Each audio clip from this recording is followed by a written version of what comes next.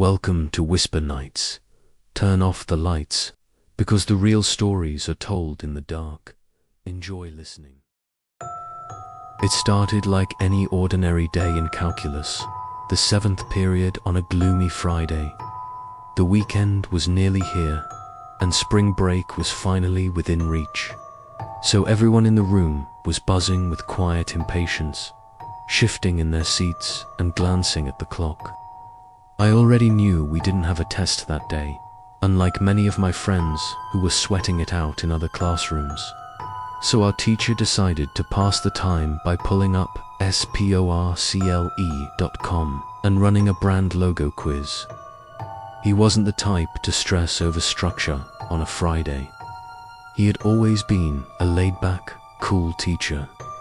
I remember exactly that it was right after my friend gave an answer. Adidas.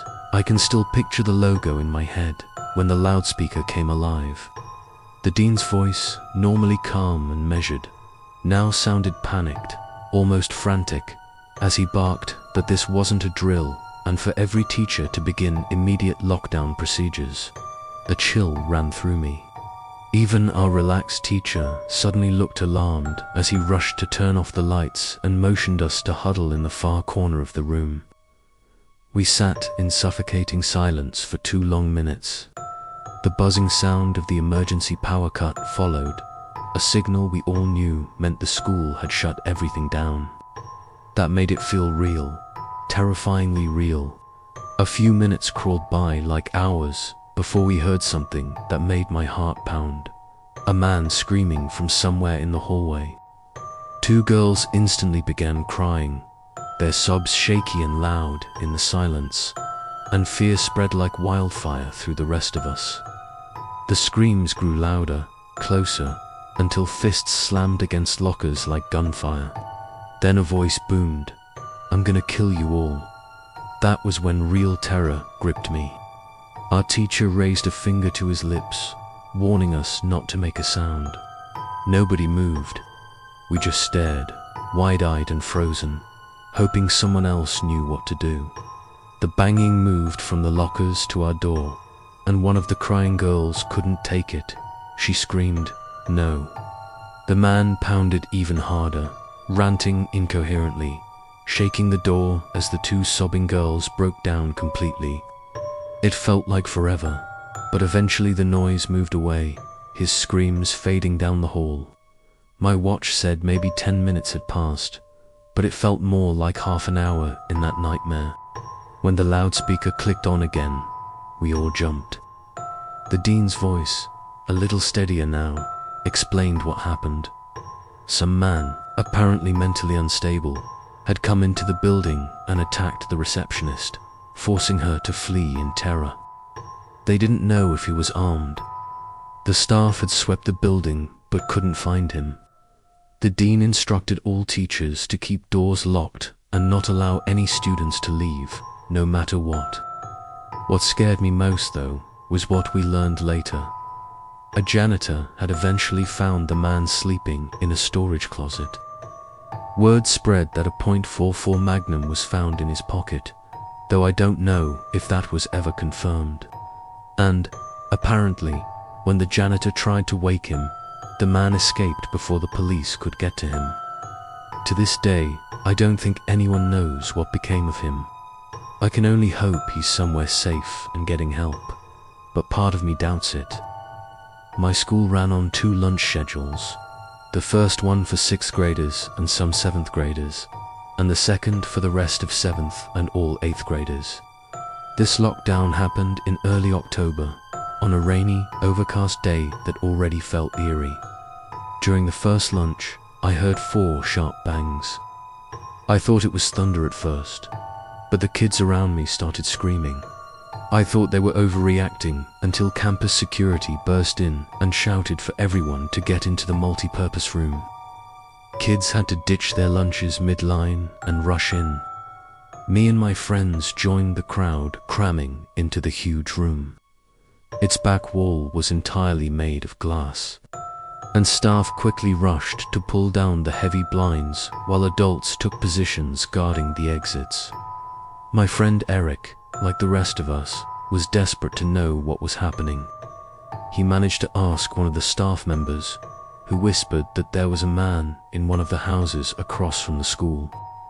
He had barricaded himself inside and threatened to kill himself and any police who tried to evict him.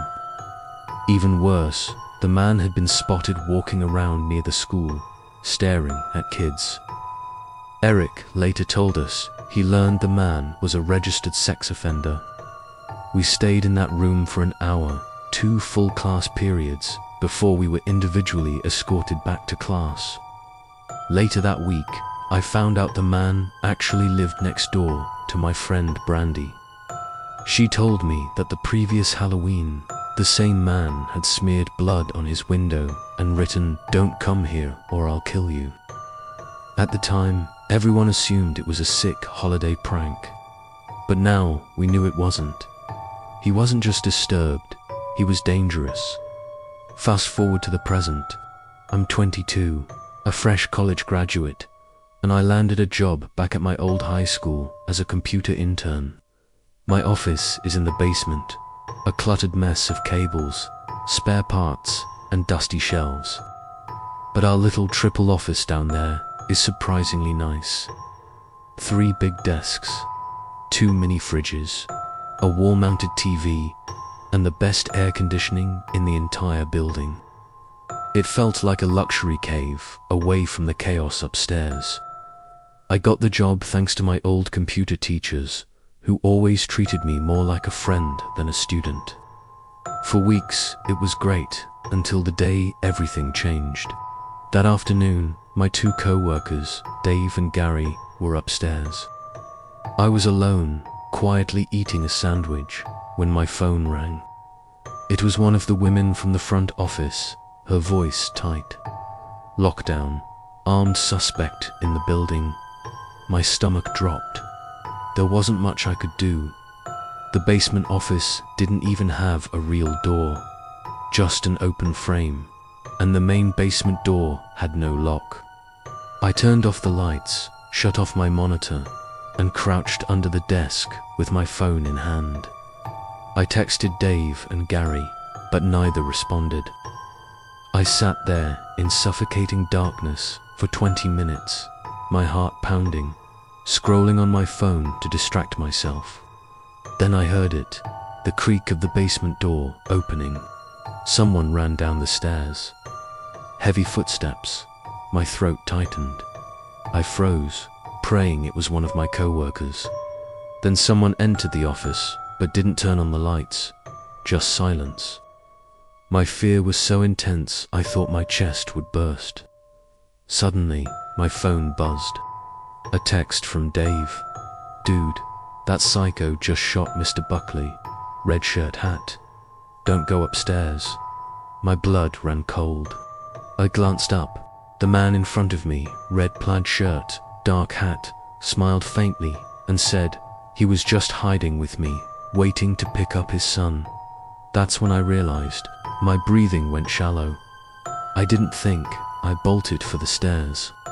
A deafening gunshot rang out behind me, metal clanging as the bullet ricocheted off something in the dark.